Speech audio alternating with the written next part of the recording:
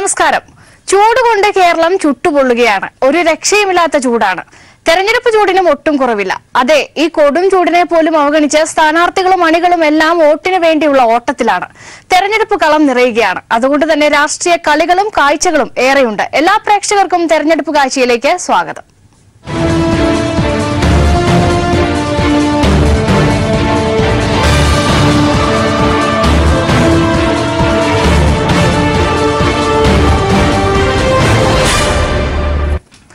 വ്യക്തമായ രാഷ്ട്രീയവും രാഷ്ട്രബോധവുമുള്ള കേരളത്തിലെ പ്രബുദ്ധരായ വോട്ടർമാർക്ക് എല്ലാ വിഷയങ്ങളെക്കുറിച്ചും നിലപാടുകളും അഭിപ്രായങ്ങളുമുണ്ട്. പറഞ്ഞു വരുന്നത് മറ്റൊന്നുമല്ല, നോട്ട് നിരോധനവുമായി ബന്ധപ്പെട്ട വലിയൊരു അഴിമതിയെക്കുറിച്ചാണ്. നോട്ട് നിരോധനം മറക്കാൻ പറ്റുമോ അല്ലെ?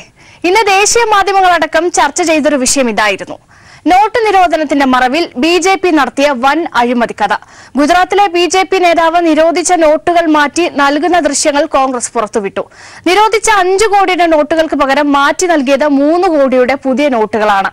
പ്രശ്നമുണ്ടായാൽ അമിത്ഷാ നോക്കുമെന്നും BJP നേതാവ് ഉറപ്പു നൽകി. എന്തായിരിക്കും ഈ വിഷയത്തിലെ ജനങ്ങളുടെ പ്രതികരണം? കാണാം ജനശബ്ദം.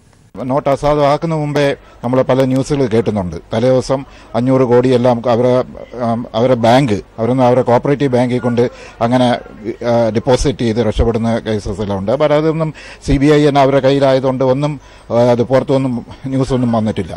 അപ്പോൾ ഇതിപ്പം ഇവരുടെ കയ്യിലുണ്ട്. ഇപ്പം RBI അനുസരിച്ച് പഴയ നോട്ട് കൈ പിടിച്ചാൽ ജയിലിൽ പോകുന്ന ഒരു സംവിധാനമുണ്ട്. അപ്പോൾ ഇതിപ്പം 2 വർഷം കഴിഞ്ഞു. ഈ പഴയ നോട്ട് അവരുടെ കയ്യിൽ വെച്ച് ഇവർ ബിസിനസ് നടത്തിക്കൊണ്ടിരിക്കുക. ഇപ്പോൾ ഇലക്ഷൻ സമയത്താണ്. ഇലക്ഷൻ സമയത്ത് ഞാനത് മനസ്സിലാക്കിയിട്ട് ഒരു ഫാമിൽ വെച്ചാണ് ഇതുവരെ അഡ്ജസ്റ്റ്മെന്റ് നടന്നുകൊണ്ടിരിക്കുക. അപ്പോൾ ഈ നോട്ട് പലയിടത്തും ഇവിടെ ഉണ്ട്. അപ്പോൾ CBIയും ഇവരെല്ലാം കേന്ദ്രത്തിൻ്റെ ഒക്കെ എന്താ പറയുക കൂട്ടിലിട്ട തത്തയെ പോലെ ഇരുന്ന് കഴിഞ്ഞാൽ ഇതൊന്നും കണ്ടുപിടിക്കാൻ ഒക്കില്ല. നോട്ട് നിരോധനം കൊണ്ട് ഇതൊരു ദോഷമായിട്ടേ വന്നിട്ടുള്ളൂ. മൊത്തത്തിൽ നമ്മുടെ ഇവിടെ ആണെങ്കിലും കേരളത്തിലാണെങ്കിലും വെളിയിലാണെങ്കിലും എല്ലാം ഇതുകൊണ്ട് ദോഷമേ നമുക്ക് സംഭവിച്ചിട്ടുള്ളൂ. ഒരു ഗുണം കിട്ടിയിട്ടില്ല. എല്ലാ എല്ലാ ബിസിനസ്സുകളും അതൊരു വണ്ടി ലോകം വരെ എല്ലാം മൊത്തം തകർന്നു പോയി. ആർക്കും ഒരു ഗുണം വന്നിട്ടില്ല. കാശുള്ളവരെല്ലാം പൈസ മാറ്റിയെടുത്തു. അവർ പോയി പാമ്പിടിച്ചവനെ സാധാരണ ഇതുപോലായി. സാധാരണക്കാരന് ഒരു പ്രയോജനവും ഉണ്ടായിട്ടില്ല.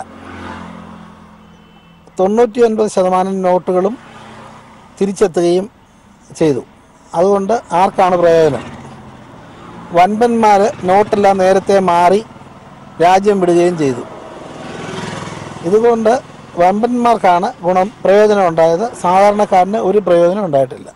സാധാരണക്കാരായ ജനങ്ങളുടെ വിവാഹവും ആശുപത്രി പോലും പണമടയ്ക്കാൻ പോലും പൈസയില്ലാത്ത ഗതികെട്ട് നിന്നപ്പോൾ പണക്കാരനായ വലിയ കുത്തക മുതലാളിമാരുടെയും കല്യാണങ്ങളും വിവാഹ ആഘോഷങ്ങളും വളരെ ആഡംബരപൂർവ്വം നടക്കാൻ ധാരാളം പണം ലഭിച്ചു. സാധാരണക്കാരൻ അവൻ അന്നന്ന് അധ്വാനിക്കുന്ന പണം ബാങ്കിൽ നിന്ന് പിൻവലിക്കാൻ പോലും ആകാതെ നീണ്ട ക്യൂവിൽ നിന്ന് കുഴഞ്ഞു വീണ് മരിക്കുന്ന സാഹചര്യം ഉണ്ടായപ്പോഴാണ് ഈ പഴയ പണം സ്വീകരിച്ച് അതിൻ്റെ പകുതിയോളം പുതിയ പണം നൽകുന്നത്. അതായത് 3 ലക്ഷം കോടിക്കണക്കിന് രൂപയുടെ പുതിയ പണം കൈമാറ്റം ചെയ്യപ്പെടുന്ന സാഹചര്യം രാജ്യത്ത് എങ്ങനെ ഉണ്ടായി? ഇതിന് പിന്നിൽ വലിയൊരു അഴിമതി ഉണ്ടെന്നുള്ള ധാരണ, അങ്ങനെ ഒരു സംശയം പൊതുജനങ്ങൾക്കിടയിൽ ഇപ്പോൾ ശക്തമാണ്. അപ്പോൾ ഈ പുതിയൊരു സർക്കാർ നിലവിൽ വരുമ്പോൾ ഇതിനെക്കുറിച്ച് സമഗ്രമായ അന്വേഷണം തന്നെ നടത്തണമെന്നാണ് എൻ്റെ ആവശ്യം. നോട്ട് നിരോധനം ഏറ്റവും ഈ നാട്ടിലെ സമ്പന്ന കോർപ്പറേറ്റുകൾക്ക് വേണ്ടിയിട്ടുള്ള ഒരു നിരോധന നയം നമുക്കതിൽ മനസ്സിലാക്കാൻ പറ്റും. കാരണം നമ്മളെപ്പോലത്തെ തേർഡ് പാർട്ടി ചെറിയ കച്ചവടക്കാരൊക്കെ ഈ നോട്ട് നിരോധനത്തിൻ്റെ ഭാഗമായിട്ട് മൊത്തം പരാജയത്തിലാണ് ഉള്ളത്. ഓരോ മാസവും വലിയ സംഖ്യ ലോസിലാണ് നമ്മളെ സ്ഥാപനം പോകുന്നത്. ഇതെങ്ങനെ മുന്നോട്ട് കൊണ്ടുപോകണോ എന്നുള്ള രീതി ഇപ്പോൾ ചിന്തിച്ചുകൊണ്ടിരിക്കുകയാണ്. നിരവധി ആയിരക്കണക്കിന് ചെറുകിട സ്ഥാപനങ്ങളൊക്കെ പൂട്ടിക്കഴിഞ്ഞ് അതൊക്കെ പത്രത്തിലൊക്കെ വായിക്കുന്നുണ്ട്. ഇനിയത്തെ അവസ്ഥ എന്താവും എന്നുള്ളത് ഇപ്പോൾ ഇനി അടുത്ത തെരഞ്ഞെടുപ്പോട് കൂടിയിട്ട് മനസ്സിലാക്കാനെന്ന് മാത്രമേ ഉള്ളൂ. അഴിമതിയാണോ അല്ല അവരെ ബുദ്ധിയില്ലായ്മയാണോ എന്ന് പറയാൻ കഴിയില്ല. എന്തെങ്കിലുമായിട്ട് ഒരു വസ്തുത ഈ നാട്ടിലെ ജനങ്ങൾക്ക് യാതൊരു ബാധ്യതയില്ല, ഒരു ഗുണമില്ല. കാരണം കൺസ്ട്രക്ഷൻ വർക്കൊക്കെ നിലച്ചിരിക്കുകയാണ്. കൺസ്ട്രക്ഷൻ വർക്ക് നടക്കാഞ്ഞാൽ തൊഴിലാളികൾക്ക് ജോലി ഉണ്ടാവില്ല. തൊഴിലാളികൾക്ക് ജോലി ഉണ്ടായിക്കഴിഞ്ഞാൽ മാർക്കറ്റിൽ പൈസ റൊട്ടേഷൻ നടക്കില്ല. ഇങ്ങനെയുള്ള ഒരു അവസ്ഥയിലാണ് ഇപ്പോൾ ഒരു 1-2 കൊല്ലമായിട്ട് പോന്നിക്കൊണ്ടിരിക്കുന്നത്. ഏകപക്ഷീയമായി ഒരു പാർലമെൻറ്റിലോ ഒരു ക്യാബിനറ്റിലോ ചർച്ച ചെയ്യാതെ പ്രധാനമന്ത്രി ഒരു അർദ്ധരാത്രി 500-ൻ്റെയും 1000-ൻ്റെയും നോട്ട് ഇനി ജനങ്ങൾക്ക് മാറാനുള്ള ഒരു സാധ്യതയുമില്ല. അതുകൂടാതെ നമ്മുടെ പൈസ ഞങ്ങൾക്കില്ലാത്ത ഒരവസ്ഥയിൽ ബാങ്കിങ് മേഖലയും എല്ലാ മേഖലയും ബന്ധാവസ്ഥയാക്കിക്കൊണ്ടുള്ള ഒരു സാഹചര്യമായിരുന്നു. അതിൻ്റെ പ്രത്യാഘാതം എന്ത് സംഭവിച്ചു എന്ന് പറഞ്ഞാൽ ഇന്ന് നമ്മൾ യുവാക്കളുടെ ഇടയിൽ പൂർണ്ണമായും തൊഴിൽ നഷ്ടപ്പെടുന്ന രീതിയിലും പുതിയ തലമുറക്ക് ഒരു തൊഴിൽ സാധ്യതയില്ല.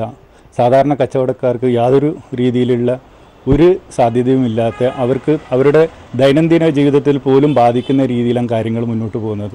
അപ്പോൾ ഇതൊക്കെ എങ്ങനെ മുന്നോട്ട് പോകും?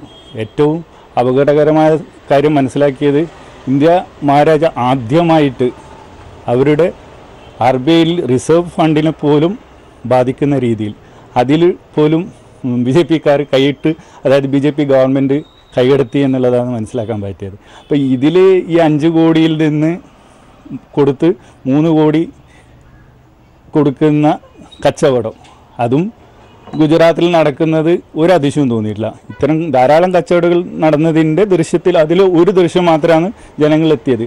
അപ്പോൾ അത്ര കോടി നടന്നിട്ടുണ്ടാവുന്നത് നമുക്ക് ഊഹിക്കാവുന്നതേ ഉള്ളൂ. സർക്കാരെ പറ്റിക്കൽ പരിപാടിയല്ലായിരുന്നു നടന്നുകൊണ്ടിരിക്കുന്നത്. എന്നിട്ട് ഇന്നും 5 കോടി പഴയ നോട്ട് കൊടുത്തിട്ട് 3 കോടി ഇന്നും പൈസ കൊടുത്തു. അത് BJPയുടെ നേതാവ് തന്നെ ചെയ്യുന്നത്, എല്ലാം അവർ തന്നെ നന്നായിട്ട് ചെയ്തുകൊണ്ടിരിക്കുന്നത്. പിന്നെ അവിടെ നോട്ട് നിരോധനം കൂടി തന്നെ പോയി. അപ്പോൾ അതിൻ്റെ ഉദ്ദേശം മനസ്സിലായി. അവർക്ക് ഇതിലൊരു ഏറ്റവും താഴ്ന്ന ഗ്രാസ് റൂട്ട് വരെ നേതാക്കന്മാർ ഇതിൽ ഇൻവോൾവ് ആയിട്ടുണ്ട്. BJPൻ്റെ അമിത്ഷാ മുതൽ BJPൻ്റെ ഏറ്റവും താഴ്ന്ന ആൾക്കാർ വരെ ഇത് ഇൻവോൾവ് ആയിട്ടുണ്ട്. നോട്ട് തോന്നിട്ട് അവരൊരു എന്താ പറയുക, ഒരു സാമ്പത്തികമായിട്ട് ഉയരാൻ വേണ്ടിയിട്ട് ഇത് ഉപയോഗിച്ചിട്ടുണ്ട്. ആര് മത്സരിച്ചാലും ഇടതുപക്ഷത്തിന് ഒരു പ്രശ്നവുമില്ലെന്ന് കോടിയേരി ബാലകൃഷ്ണൻ പറയുന്നു. കോൺഗ്രസിന്റേത് സംഘടനാപരമായ പാപ്പരത്തമാണ്. രാഹുൽ എവിടെ മത്സരിച്ചാലും ഇടതുപക്ഷം നേരിടും. കേരളത്തിൽ വന്നാൽ കമ്മ്യൂണിസ്റ്റ് പാർട്ടിയുടെ ശക്തി രാഹുലിന് മനസ്സിലാകുമെന്നും കോടിയേരി പറയുമ്പോൾ UDF പ്രവർത്തകർ അമിത ആവേശത്തിലാണ് എന്നാണ് ഉമ്മൻചാണ്ടി പറയുന്നത്. ആവേശം കെടുത്താൻ ആർക്കും സാധിക്കില്ലെന്നും വയനാട് സ്ഥാനാർത്ഥി പ്രഖ്യാപനം ഉടനെന്നും ഉമ്മൻചാണ്ടി പറയുന്നു. കേൾക്കാം നേതാവിന്റെ വാക്ക്. ഇതെന്താണ് കോൺഗ്രസ് ഇത്തരം ഒരു നിലപാട് സ്വീകരിക്കേണ്ടി വന്നത്? അവരുടെ രാഷ്ട്രീയമായ പാപ്പരത്വമല്ലേ, സംഘടനാപരമായ ഏറ്റവും വലിയ പാപ്പരത്വമല്ലേ കോൺഗ്രസ് പെട്ടിരിക്കുന്നത്? ഇങ്ങനെയൊരു അവസ്ഥ സമീപകാലത്തൊന്നും നമ്മൾ കണ്ടിട്ടില്ല. കേരളത്തിൽ ഏത് മണ്ഡലത്തിൽ മത്സരിച്ചാലും രാഹുൽ ഗാന്ധിയെ ഇടതുപക്ഷം എതിർക്കും. തോൽപ്പിക്കാൻ കിട്ടുന്ന അവസരം ഇടതുപക്ഷം ഉപയോഗിക്കും. അതുകൊണ്ട് എതിരാളികളുടെ സ്ഥാനാർത്ഥി ആരാണ് എന്ന് നോക്കിയിട്ടല്ല ഞങ്ങൾ സ്ഥാനാർത്ഥികളെ തീരുമാനിക്കുന്നത്. NSSനകത്തുള്ള ആഭ്യന്തര പ്രശ്നങ്ങളിലൊന്നും ഇടപെടാൻ ഞങ്ങൾ ഉദ്ദേശിക്കുന്നില്ല. അത് NSS അവരുടെ താലൂക്ക് യൂണിയനിൽ ആര് ഭാരവാഹിയാണോ, ഏത് താലൂക്ക് യൂണിയൻ പിരിച്ചുവിടണം എന്നുള്ളതൊക്കെ NSSൻ്റെ ആഭ്യന്തര പ്രശ്നങ്ങളാണ്. ഡൽഹിയിൽ നിന്നാണ് വരേണ്ടത്, തീരുമാനം ഡൽഹിയിൽ നിന്നാണ് വരേണ്ടത്. എനിക്കതിനെക്കുറിച്ചൊന്നും പറയാനൊക്കത്തില്ല. കേരളത്തിലെ കോൺഗ്രസ് നേതൃത്വം ഒറ്റക്കെട്ടായിട്ട് കോൺഗ്രസ് അധ്യക്ഷനോട് അഭ്യർത്ഥിച്ചിട്ടുണ്ട്. രണ്ടാമതൊരു സീറ്റിൽ കൂടെ മത്സരിക്കണം, അത് കേരളത്തിലെ വയനാടായിരിക്കണം എന്നുള്ളത്. ഇനി തീരുമാനം അവിടുന്ന് കോൺഗ്രസ് അധ്യക്ഷൻ്റെതാണ് വരേണ്ടത്.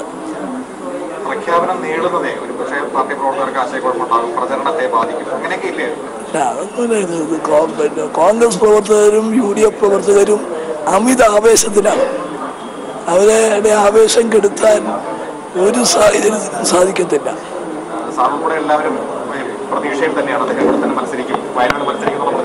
നമ്മൾ വളരെ ആത്മാർത്ഥതയോടുകൂടി ഇത് തീരുമാനം ഉണ്ടാകണമെന്ന് ആഗ്രഹിക്കുന്നു. കാരണം ദക്ഷിണേന്ത്യയിൽ അതിൻ്റെ ഒരു വലിയ ചലനമായിരിക്കും കോൺഗ്രസിനും UPIക്കും അനുകൂലമായിട്ടുണ്ടാകുന്നത്. അതിപ്പം അവരുടെ സാഹചര്യങ്ങളും മറ്റുമൊക്കെ എന്തെങ്കിലും ഉണ്ടോയെന്ന് അറിയത്തില്ല. ഏറ്റവും വേഗത്തിൽ തീരുമാനം ഉണ്ടാകും എന്ന് തന്നെയാണ് പ്രതീക്ഷ.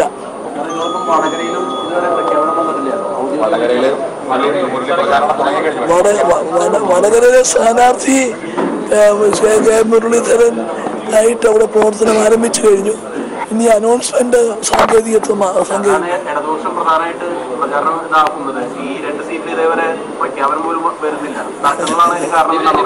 ഒരു തർക്കവും ഇല്ല. തർക്കമില്ലാത്തത് കാരണം മലയോര കർഷകരുടെ വോട്ടുറപ്പിച്ച് കണ്ണൂർ ലോക്സഭാ മണ്ഡലത്തിലെ മലയോര മേഖലയിൽ LDF സ്ഥാനാർത്ഥി PK ശ്രീമതി ടീച്ചറുടെ പര്യടനം അവഗണിക്കപ്പെട്ട് കിടക്കുന്ന റോഡ് വികസനം ഉൾപ്പെടെ കഴിഞ്ഞ 5 വർഷം ശ്രീമതി ടീച്ചർ മലയോര മേഖലയിൽ കൊണ്ടുവന്നത് നിരവധി പദ്ധതികളാണ്. ഇരിക്കൂർ നിയോജക മണ്ഡലത്തിൽ പര്യടനം നടത്തിയ ശ്രീമതി ടീച്ചർക്ക് ആവേശകരമായ സ്വീകരണമാണ് മലയോര ജനത നൽകിയത്. കണ്ണൂരിന്റെ വികസന നായിക PK ശ്രീമതി ടീച്ചറെ ഇരുകൈകളും നീട്ടിയാണ് മലയോരം സ്വീകരിച്ചത്. തുറന്ന വാഹനത്തിൽ വോട്ടർമാരെ അഭിവാദ്യം ചെയ്തെത്തിയ സ്ഥാനാർത്ഥിയെ ജനങ്ങൾ ആവേശത്തോടെ സ്വീകരിച്ചു. ബാൻഡ് മേളത്തിന്റെയും വെടിക്കെട്ടിന്റെയും അകമ്പടിയോടെയാണ് ശ്രീമതി ടീച്ചർക്ക് എല്ലാ കേന്ദ്രങ്ങളിലും സ്വീകരണം ഒരുക്കിയത്.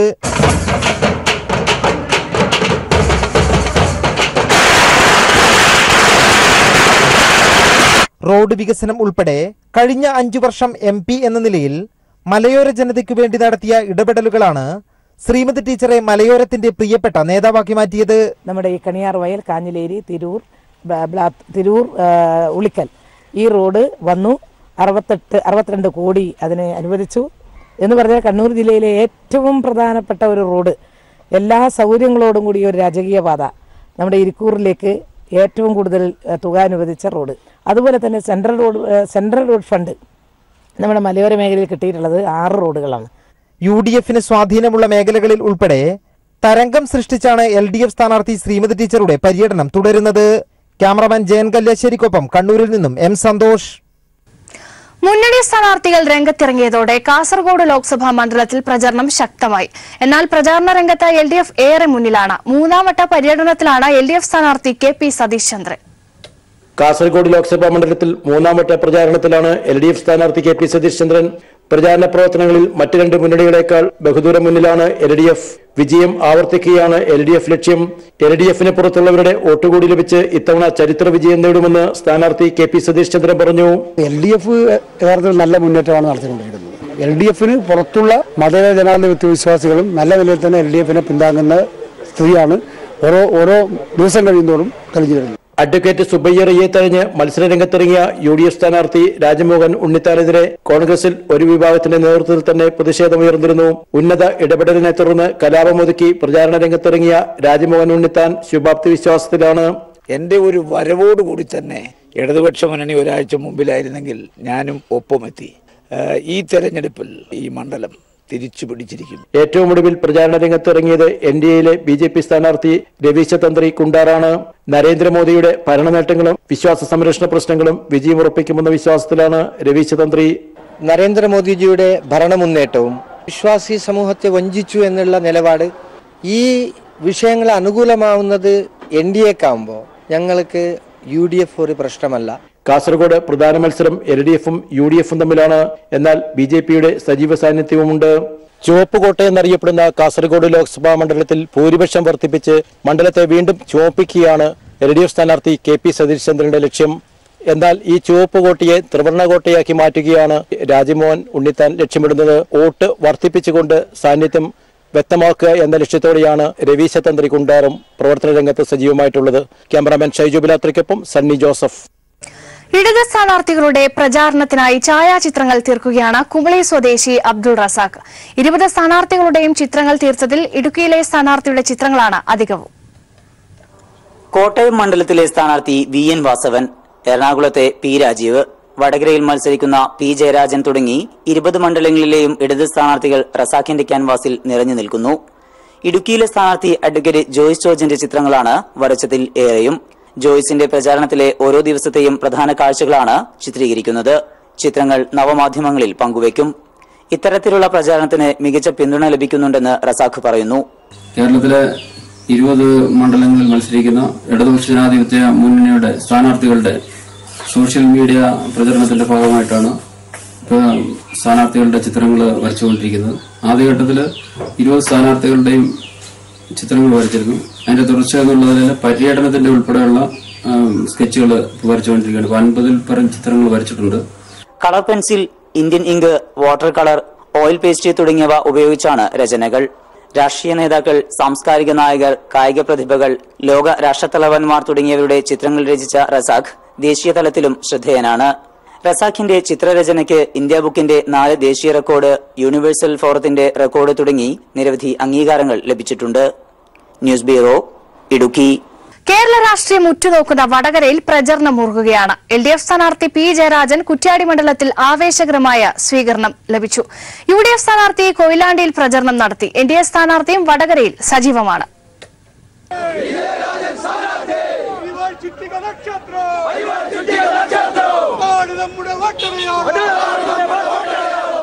വേനൽ കടുക്കുമ്പോഴും സ്വീകരണ കേന്ദ്രങ്ങളിലെല്ലാം ആബാലവൃദ്ധം ജനങ്ങളാണ് P ജയരാജനെ സ്വീകരിക്കാനായി ഒഴുകിയെത്തുന്നത്. തിങ്കളാഴ്ച കുറ്റ്യാടി മണ്ഡലത്തിലെ എളമ്പിലാട് നിന്നാരംഭിച്ച പര്യടനം രാത്രിയോടെ നെട്ടൂരിൽ സമാപിച്ചു. തണ്ണീർപന്തലിൽ ചേർന്ന സ്വീകരണത്തിൽ യൂത്ത് ബ്രിഗേഡിന്റെ ഉദ്ഘാടനവും P ജയരാജൻ നിർവഹിച്ചു.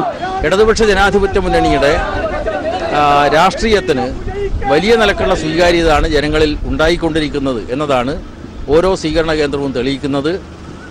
UDFും BJPയും എന്തെല്ലാം നുണപ്രചരണങ്ങൾ നടത്തിയാലും LDF-ന് നല്ലൊരു വിജയം വടകര മണ്ഡലത്തിൽ ഉണ്ടാകും എന്ന് ഉറപ്പിച്ച് പറയാൻ കഴിയും. UDF സ്ഥാനാർത്ഥി കെ മുരളീധരൻ തിങ്കളാഴ്ച കൊയിലാണ്ടിയിൽ പര്യടനം നടത്തി. മണ്ഡലത്തിലെ പ്രമുഖ വ്യക്തികളെ കണ്ടും സ്ഥാപനങ്ങൾ സന്ദർശിച്ചുമാണ് വോട്ടഭ്യർത്ഥിച്ചത്. വടകരയിലെ സ്ഥാനാർത്ഥിത്വം സംബന്ധിച്ച് ആശയക്കുഴപ്പമില്ലെന്ന് മുരളീധരൻ പറഞ്ഞു. എല്ലാം ചോദിക്കേണ്ട സ്ഥലത്ത് അനുവാദം ചോദിച്ചതിന് ശേഷം തന്നെയാണ് പ്രവർത്തനം ആരംഭിച്ചിട്ടുള്ളത്. ഇപ്പോഴത് വളരെ നന്നായിട്ട് മുന്നോട്ട് പോകുന്നുണ്ട്, ഒരു പ്രശ്നവുമില്ല. സാധാരണ വോട്ടർമാർ വളരെ ആവേശത്തോടു കൂടിയാണ് ഞങ്ങളെയൊക്കെ സ്വീകരിക്കുന്നത്. NDA സ്ഥാനാർത്ഥി VK സജീവനും പ്രചരണ രംഗത്ത് സജീവമാണ്. News bureau, Kozhikode. തെരഞ്ഞെടുപ്പ് കാലത്ത് ജനങ്ങളിലേക്ക് എത്താൻ വിവിധ രാഷ്ട്രീയ പാർട്ടികൾക്കായി പാരഡി ഒരുക്കുകയാണ് കൊച്ചിയിൽ. മലയാളം, തമിഴ് തുടങ്ങി വിവിധ ഭാഷകളിലായി ഒരുക്കുന്ന പാരഡി ഗാനങ്ങൾക്ക് ആവശ്യക്കാരും ഏറെയാണ്. കൊച്ചിയിൽ നിന്നും വിഷ്ണു പ്രസാദ് തയ്യാറാക്കിയ റിപ്പോർട്ട് കാണാം.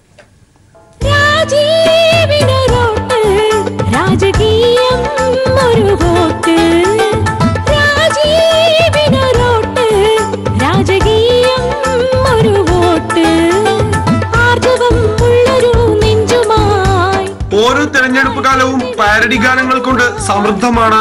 തമിഴിലും മലയാളത്തിലുമായി ഏറെ ജനശ്രദ്ധ നേടിയ ഗാനങ്ങളാണ് പലപ്പോഴും ഇതിനായി തെരഞ്ഞെടുക്കാറുള്ളത്. പിന്നണി ഗായകർക്കും തെരഞ്ഞെടുപ്പ് കാലം ഏറെ പ്രതീക്ഷ നൽകുന്ന ഒന്നാണ്. ചലക്കുടിയിലോട്ടിനു പോകുമ്പോൾ നമ്മുടെ സാരഥി ഇന്നസെന്റ് ചേട്ടനോർക്കേണേ, നർമ്മത്തിൻ മർമ്മമറിയുന്ന LDF സാരഥി ഇന്നസെന്റ് ചേട്ടനെ കാക്കേണേ. 1998 മുതൽ ഇലക്ഷൻ കാലത്ത് പാരഡി ഗാനങ്ങൾ തയ്യാറാക്കി നൽകുന്ന അബ്ദുൽ ഖാദർ കാക്കനാടിന്റെ കൊച്ചിയിലെ സ്റ്റുഡിയോയിലും ആവശ്യക്കാർ ഏറെയുണ്ട്.